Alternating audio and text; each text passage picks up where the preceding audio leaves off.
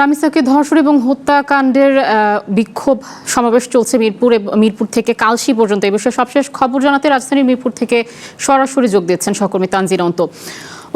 সারাদিন মিরপুর কালশী এলাকায় বিক্ষোভ চলেছে, এখন কি অবস্থা দেখছেন? এবং আমরা জানতে পেরেছি প্রধানমন্ত্রী তারেক রহমান রাতে রামিসার বাবা মার সঙ্গে দেখা করতে যেতে পারেন, এই বিষয়ে আপনার কাছে কি তথ্য আছে?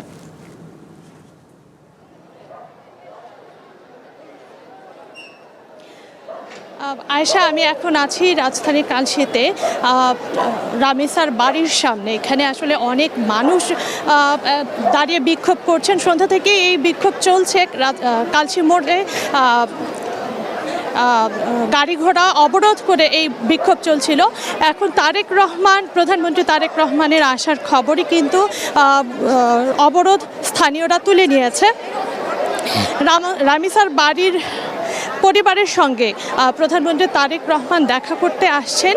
এখানে অনেক মানুষ আসলে সমবেত হয়েছে তারেক রহমানকে দেখার জন্য এবং তাদের দাবি জানানোর জন্য। একটু যদি দেখাই, আমি নিশ্চয়ই দেখতে পাচ্ছেন যে অনেক মানুষ এরই মধ্যে এখানে জড়ো হয়েছে এবং তাদের দাবি কিন্তু তারা জানাচ্ছে।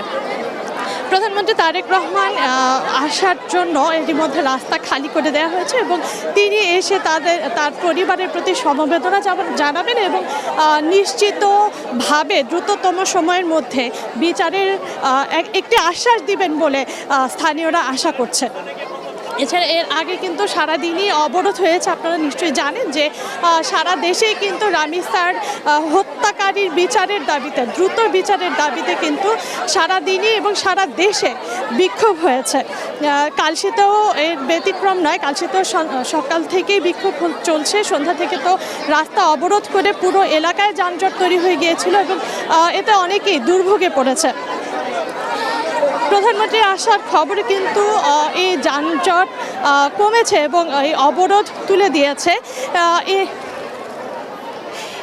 এর মধ্যে প্রধানমন্ত্রী আসছেন, রাস্তা এর মধ্যে খালি হয়ে গিয়েছে এবং সবাই আসলে অপেক্ষা করছেন অধীর আগ্রহে।